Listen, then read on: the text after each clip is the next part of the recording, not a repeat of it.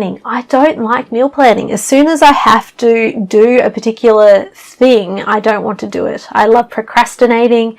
I only want to do what I want to do when I want to do it. And the idea of meal planning is that I'm forced to eat certain meals on certain days because certain things go off in the fridge at a certain rate and I have to stick to this plan.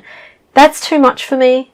My husband and I both work full time. Our kids are young. When we're not working, we want to be playing with the kids. So eating needs to be something that is flexible, and we need to be adaptable depending on what the day has.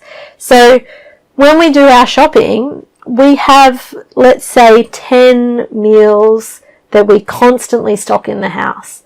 The meals that we constantly have on stock are meals that have meat, vegetables. We eat our fruit during the day, and it's got, so your rice or your wraps or your corn chips, whatever it is. We try and keep it balanced, but the key to what we do is we make sure that it's all long life. So if we can get tinned corn or tinned beetroot, or beetroot's very popular where I live, or tinned beans, and then frozen broccoli, frozen cauliflower, as much as we can keep in the freezer, so that we don't have fresh ingredients that we're then going to have to stress about. The fresh ingredients that we keep on hand are the ones that we eat for lunches. So carrots, cucumber sticks, tomatoes for salad, apples, plums, whatever's in season is what we have fresh. And we eat those not with meals, so we eat them as snacks around the house. So for school and weekends. So not meal planning per se, having a selection of foods that's always in the house.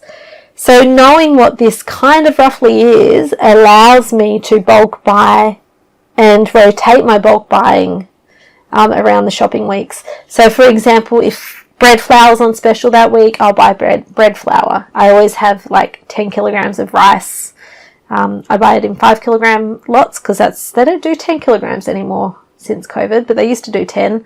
Now 5's more easy to find, and they do half price a lot of the time, so we just buy it on those weeks. Meat, I buy in bulk. I just buy the cheapest meat, cook it down, pour the fat off it. It tastes fine, it's good. As long as you're draining off the fat with your minces, they're all good. So buying in bulk. So one week I might be, if flour's on special, I'll buy flour that week if we need it, or rice, or coffee. Then I buy my I buy my meat weeks, where I buy like 2 or 3 weeks worth of meat. And then I have pantry weeks where I'll buy my pantry foods. So trying to average the sort of spend at about $150 to $200 is what we go for our groceries.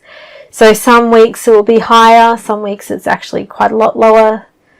Dairy is quite expensive where I'm living at the moment, so we don't buy dairy all the time. We will bulk buy dairy, and then it lasts for ages, so we just keep it in the fridge. Talking about fridges actually is, so I know it's common when you bulk buy to have a chest freezer or some sort of deep freezer. Doesn't work for me, because when things get down to the bottom, they basically disappear, and I don't see them again, and then I get this weird stuff that's down the bottom of the freezer. So what we do is we have, probably the first fridge we ever bought lives in the garage, and our more recent fridge that we bought, well, it's not recent anymore, it's about a 10-year-old fridge, but it feels recent. That one's in the house, and that's the one where we keep our food we're using.